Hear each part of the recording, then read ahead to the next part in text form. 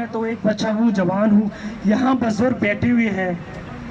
مجھے حوصلہ ملتا ہے کہ جب بزرگ دونوں ہاتھ بلند کر کے لبیک یا حسین کے نعرے لگاتے ہیں. مجھے حوصلہ ملتا ہے جب ہماری بیٹیاں مائی بہنیں چادر میں بیٹھ کے کھلے آسمان کے نیچے بیٹھتے ہیں، لبیک یا زینب کا نعرہ لگاتے ہیں. مجھے حوصلہ ملتا ہے جب ہمارے جوان یونیورسٹی کے اسٹوڈنٹ یہاں آتے ہیں، بیٹھتے ہیں، خدمت کرتے ہیں. آپ کو پتہ ہے میں صبح اٹھ کے میں نے سب سے پہلے 2 بجے تک پڑھا ہوں لائبریری میں بیٹھ کے، کیونکہ میں اپنے مقصد کو جانتا ہوں کہ پڑھائی بھی ہمارا مقصد ہے. 2 بجے کے بعد یہاں آ کے یہاں میں کھڑا ہوں کیونکہ یہ بھی ہمارا مقصد ہے. ہم شیعہ قوم اپنا مقصد جانتے ہیں. ہم ہر حالت میں اپنی مرضی تک، اپنی مقصد تک اپنے آپ کو پہنچا دیتے ہیں، چاہے وہ پڑھائی کا میدان ہو، چاہے وہ اپنے حق کا میدان ہو. ہم ہر جگہ پہنچتے ہیں، ہر وقت پر وقت. لبیک یا حسین، لبیک یا حسین، لبیک یا حسین، لبیک یا حسین، لبیک یا حسین، لبیک یا حسین. ہم جو نعرہ لگاتے ہیں کہ جو نامعلوم ہے وہ ہمیں معلوم ہے. ہم اسٹوڈنٹ ہیں، ہم پڑھتے ہیں، ہم ہسٹری پڑھتے ہیں. میں نے 1947 سے لے کر 2000 تک میں نے پوری پاکستان کی ہسٹری پڑھی ہے. جو نامعلوم ہے وہ سب کو معلوم ہے، جو پڑھا لکھا ہے وہ سب کو معلوم ہے. ہماری لیکن بدقسمتی ہماری کیا ہے؟ بدقسمتی یہ ہے کہ اس ایوان میں، اس کٹ پتلی میں جو بھی آیا ہے، ان پڑھ آیا ہے، اس کی تعلیم بالکل نہیں ہے. جب کوئی پڑھا لکھا یہاں نہیں آئے گا تو اسی طرح ہماری گردنیں کٹتی رہے گی. یہ خوف بس خدا کا ہے، یہ خوف بس خدا کا ہے، یہ خوف بس خدا کا ہے. ٹائم کی کمی کی وجہ سے چند اور باتیں. ہمارا مطالبہ بھی تو سنو. کوئٹہ کی مظلومین نے چند مطالبے رکھے ہیں، اس کو تو ہر حال میں آپ نے پورا کرنا ہوگا، چاہے جو بھی ہو. لیکن میرے 2 مطالبات ہیں. ایک تو یہ کہ آج کے بعد ایک قانون رکھ لو کہ جو بھی پارلیمنٹ میں آئے گا وہ تعلیم یافتہ ہوگا، ان پڑھ نہیں ہوگا. اور دوسرا مطالبہ میرا یہ ہے کہ آج کے بعد کوئٹہ کو کوئٹہ مت کہو، قتل گاہ کہو، کربلا کہو.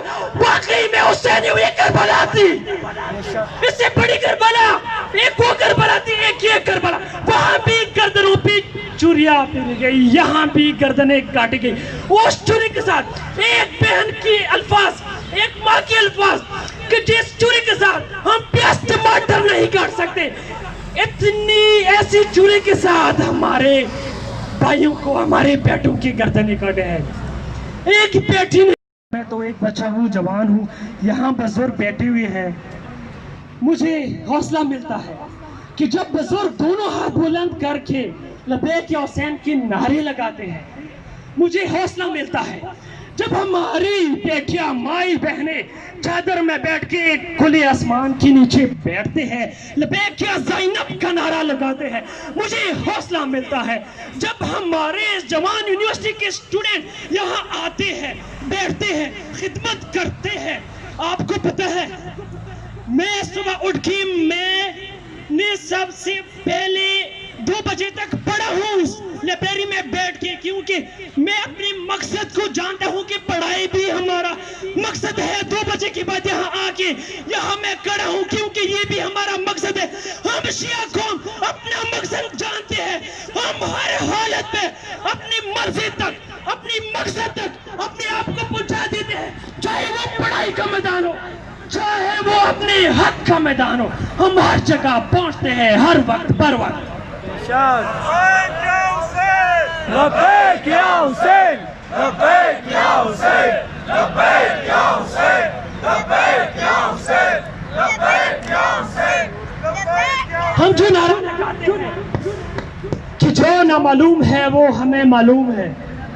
ہم اسٹوڈنٹ ہیں، ہم پڑھتے ہیں، ہم ہسٹری پڑھتے ہیں. میں نے 1947 سے لے کر 2000 2021 तक मैंने पूरी पाकिस्तान की हिस्ट्री पढ़ी है। जो न मालूम है वो सबको मालूम है, जो पढ़ा लिखा है वो सबको मालूम है हमारी। लेकिन बदकिस्मती हमारी क्या है?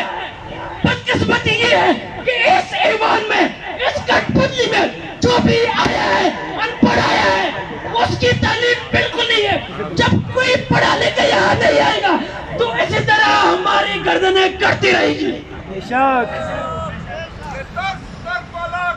ये खौफ बस खुदा का है,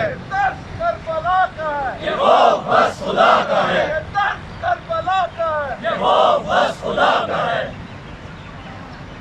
टाइम की कमी की वजह से चंद और बातें, हमारा मुतालबा भी तो सुनो। क्वेटा की मजलूमी ने चंद मुतालबे रखे हैं, उसको तो हर हाल में आपने पूरा करना होगा, चाहे जो भी हो।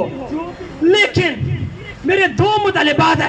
एक तो ये कि आज के बाद एक कानून रख लो कि जो भी पार्लियामेंट में आएगा वो तालीम याफ्ता होगा, अनपढ़ नहीं होगा। और दूसरा मुतालबा मेरा ये है कि आज के बाद क्वेटा को क्वेटा मत कहो, कत्लगाह कहो, करबला कहो। वाकई में हुसैन ये करबला थी, इससे बड़ी करबला एक वो करबला थी, एक ये करबला। वहां भी गर्दनों पे चूरियां पीली गई, यहाँ भी गर्दनें काटी गई। उस चूरी के साथ एक बहन की अल्फाज, एक माँ की अल्फाज, कि जिस चूरी के साथ हम प्याज टमाटर नहीं काट सकते, इतनी ऐसी चूरी के साथ हमारे भाइयों को, हमारे बेटों की गर्दनें काटे हैं। एक बेटी ने